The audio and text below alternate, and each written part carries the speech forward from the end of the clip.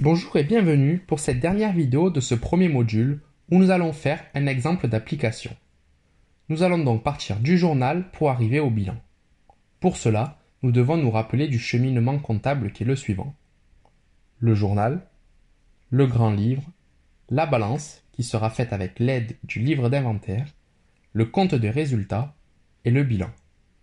Voici l'énoncé de l'application. Monsieur Oslo s'est lancé dans la vente de meubles de jardin. Pour cela, il a créé une société où il a déposé 25 000 € de capital le 5 janvier. Le 10 janvier, il a sollicité un emprunt de 50 000 €. Avec cet argent, le 12 janvier, il a investi dans un ordinateur qu'il a acheté 1 000 € et une voiture qu'il a payé 15 000 €. De plus, le 13 janvier, il a acheté 20 tables de jardin à 300 € et d'autres marchandises d'une valeur de 6 500 €. Il a payé tout cela comptant. Le 20 janvier, il a vendu pour 18 000 € de marchandises, dont 5 000 à crédit. Le 22 janvier, il a racheté des marchandises pour une valeur de 5 000 € qu'il paye à crédit. Ici, la TVA ne sera pas prise en compte. Commençons par voir le journal de sa société. Le 5 janvier, à la création de l'entreprise, M. Oslo a donc déposé 25 000 € de capital. On va donc retrouver le compte 512 banque pour un montant de 25 000 € au débit et le compte 101 capital pour le même montant au crédit. Le libellé sera création de l'entreprise. Ici, on voit bien que des liquidités rentrent dans l'entreprise. C'est pourquoi le compte banque est au débit. Le compte capital, lui, fonctionne à l'inverse, vu qu'il augmente au crédit. Le 10 janvier, lors de la réception des 50 000 € de l'emprunt, il faudra rentrer l'écriture suivante. Le compte 512 banque pour un montant de 50 000 € au débit et le compte 164 emprunt auprès des établissements financiers pour le même montant au crédit. Le libellé sera emprunt numéro 1. Le 12 janvier, après l'achat de l'ordinateur et de la voiture, l'écriture suivante apparaîtra au bilan. Les comptes 2182 matériel de transport et 2183 matériel informatique pour des montants de 15 000 et 1 000 € apparaîtront au débit et le compte 512 banque apparaîtra au crédit pour un montant de 16 000 €. Le libellé sera facture d'immobilisation numéro 1. Le 13 janvier, lors de l'achat des tables et d'autres marchandises, il faut écrire l'écriture suivante. Le compte 607 achat de marchandises pour un montant de 12 500 € au débit et le compte 512 banque pour le même montant au crédit. Ici, le libellé sera facture fournisseur numéro 1.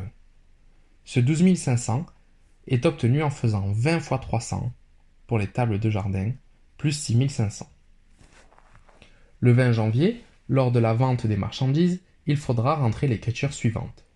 Le compte 411 clients pour un montant de 5 000 € et le compte 512 banque pour un montant de 13 000 € apparaîtront au débit et le compte 707 vente de marchandises pour un montant de 18 000 € apparaîtra au crédit.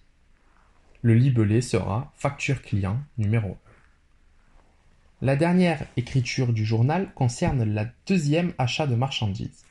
Le compte 607 achat de marchandises pour un montant de 5 000 € apparaîtra au crédit et le compte 401 fournisseur pour le même montant apparaîtra au crédit.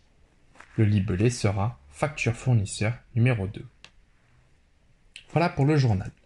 À la suite de ce premier document comptable, il faut passer au grand livre qui se réalise dans l'ordre croissant des numéros de compte du journal. Le compte 101 aura un solde créditeur de 25 000 €. Le compte 164 aura également un solde créditeur de 50 000 €. Le solde 2182 aura un solde débiteur de 15 000 €. Le compte 2183 aura également un solde débiteur de 1 000 €. Le compte 401 aura un solde créditeur de 5 000 €. Le compte 411 aura un solde débiteur de 5 000 €. Pour le compte 512, la nature du solde n'apparaît pas directement. En effet, il faut préalablement calculer le total débit et le total crédit de ce compte.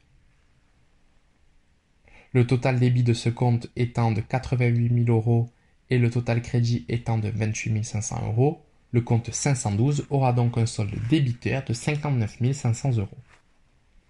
Enfin, le compte 607 aura un solde débiteur de 17 500 € et le compte 707 aura un solde créditeur de 18 000 €.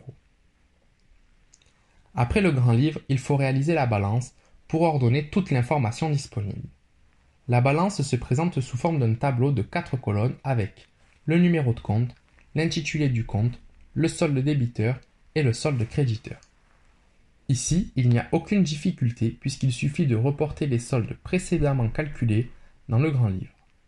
Cette balance est composée de 9 lignes avec les comptes 101, 164, 2182, 2183, 401, 411, 512, 607 et 707.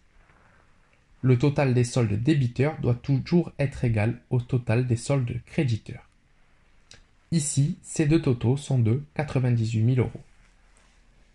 Cette balance va nous servir à réaliser les documents financiers. Commençons par le résultat. Du côté des charges, on retrouve le compte 607, achat de marchandises pour un total de 17 500 €. Du côté des produits, on retrouve le compte 707, vente de marchandises pour un total de 18 000 €. Ici, le résultat est aussi le résultat d'exploitation, qui est donc un bénéfice de 500 €. Pour finir, nous allons étudier le bilan de cette entreprise. Concernant l'actif, et plus précisément l'actif immobilisé, on va retrouver nos deux immobilisations que sont les comptes 2182 et 2183 pour des montants de 1000 et 15 000 €. Pour l'actif circulant, on va retrouver la créance et donc le compte 411 pour un montant de 5 000 € ainsi que les comptes 512 pour un montant de 59 500 €. Le total actif du bilan sera donc de 80 500 €. Concernant le passif, et plus précisément les capitaux propres, on va retrouver le capital pour un montant de 25 000 €, mais également le résultat de l'exercice qui est de 500 €. Concernant les dettes, on va retrouver les comptes 164 et 401 pour des montants de 50 000 et 5 000 €. Ici, nous voyons bien que les actifs circulants sont classés par ordre de liquidité croissante et les dettes par ordre de leur exigibilité. Pour finir, on peut noter que tous les comptes qui apparaissent à l'actif sont des comptes qui augmentent au débit, alors que les comptes qui apparaissent au passif sont des comptes qui augmentent au crédit. Voilà pour ce petit exemple et pour cette première partie où je vous explique les bases de la comptabilité. J'espère que cette vidéo vous a plu et qu'elle a pu répondre à vos questions. N'hésitez pas à laisser un like ou un commentaire si c'est le cas.